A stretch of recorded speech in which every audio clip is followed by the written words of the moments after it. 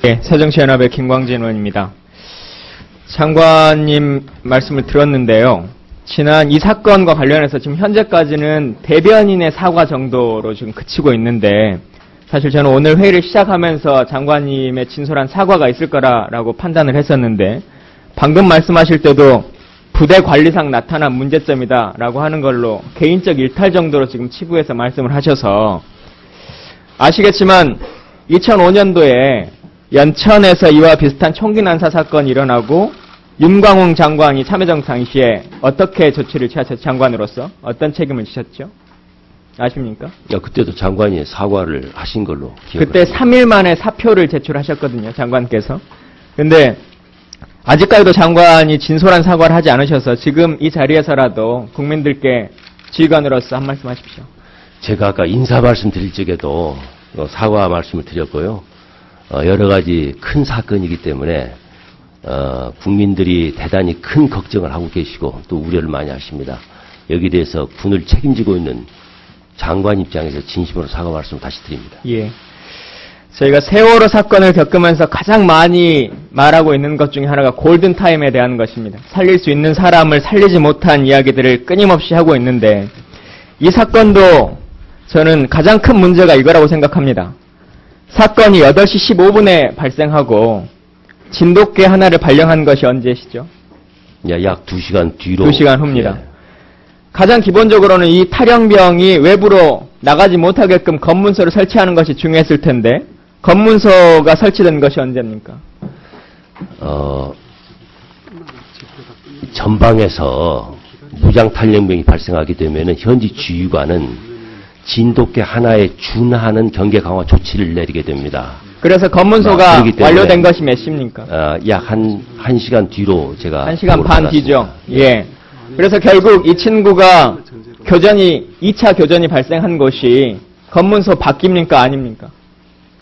그것은 다 차단이 안 된 상태이기 때문에 그 다음날 새벽에 교전 상태가 그렇습니다. 있었습니다.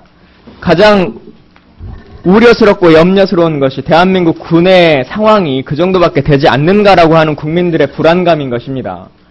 그리고 또 하나는 이 골든타임이라고 하는 시간 동안 민간인이 많이 있는 지역 아닙니까? 근데 이 민간인들에게 이러한 사건이 발생했고, 또 사실 이 친구가 무기를 들고 탈영한 상태이기 때문에 민간인을 인질로 잡고 혹은 제2, 제3의 민간인 피해가 일어날 수 있는 여지가 충분히 있음에도 불구하고 군이 이와 관련해서 아무런 대비도 제대로 하지 못하고 있었던 것.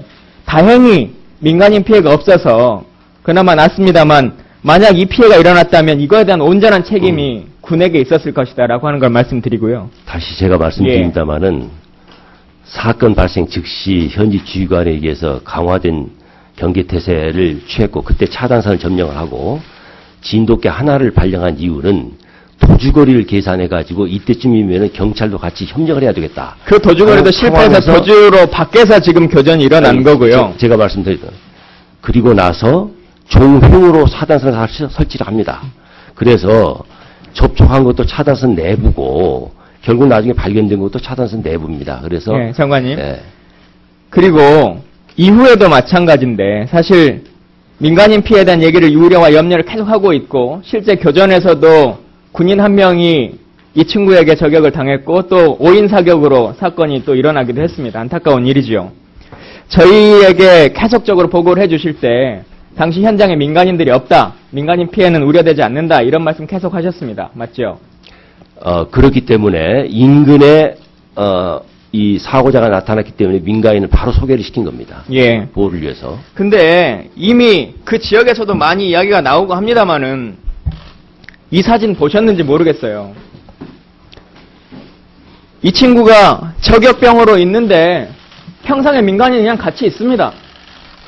이 사진을 찍은 기자분의 확인 결과 여기가 생포 지점이고 여기가 지금 이 평상에 있는 지점인데 해발 150m 떨어져 있는 지점에서 지금 이러고 있어요.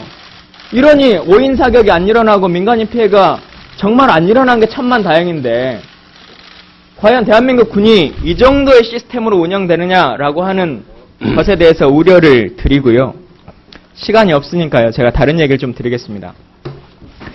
사실 이런 문제가 제2, 제3의 사건이 발생되지 않을 거라는 것을 누구도 장담할 수 없을 것입니다. 또한 22사단이라고 하는 것이 2년 전에 장관님이 또 잘 아시겠지만 노크기선이 일어났던 부대 아니겠습니까? 노크기선이 56년대였고 얘가 55년대 바로 인접 부대인데 노크기선이라고 하는 것이 일어나고 국방부 그리고 장관님께서 여러 가지 이야기를 하셨습니다. 이후에 제도 개선하겠다는 말씀도 하셨고 여러 가지 제도 개선에 대한 방안도 제시하셨는데 제가 국회에 2년이라고 하는 기간이 있어보면 사건 발생하면 국회고 정부고 막 일순간은 떠들다가 결국은 아무것도 개선되지 않고 똑같은 일들이 반복되는 것을 많이 보는데요.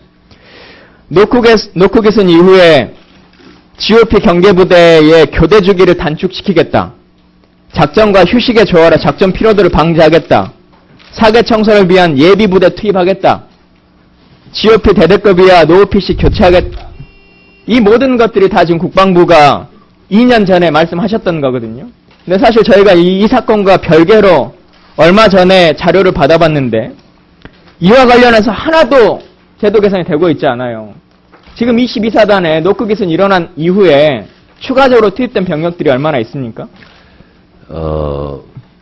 GOP 일대는 병력을 증강시켰습니다. 그리고 그 재작년 11월 귀순 사건 때는 주로 적 침투로 취약 지역에 대한 경계력 보강, 감시태세 보강, 거기에 많은 역점을 GOP의 철책 보강을 할 때 그 일을 시키기 위한 보강들은 있어 왔다고 보고를 했습니다만 기본적인 인력 보강은 없는 거고요. 결국 이러니까 3-4시간밖에 수면 시간을 보장받지 못하는 이 문제가 끊임없이 반복되고 제2, 제3의 이 사건들이 우려가 되는 겁니다. 그래서 단기적으로 뭔가 반짝의 문제가 아니라 중장기적인 해결점, 전면적인 개선점 이런 것들을 정말 진지하게 고민을 한번 해주시길 바랍니다. 예, 그렇지 않아도 육군하고 그 문제에 대해서 계속 토의를 하고 있습니다만은 22사 문제에 대해서는 본질적인 좀 개선책을 갖자라는 측면에서 여러 가지 병력 증강 또는 간부 증강 문제를 심각하게 검토를 하고 있습니다. 예, 이상입니다. 네, 김남진 의원님 수고하셨습니다. 다음은 준비하는 문재인 위원님 질의해 주시기 바랍니다.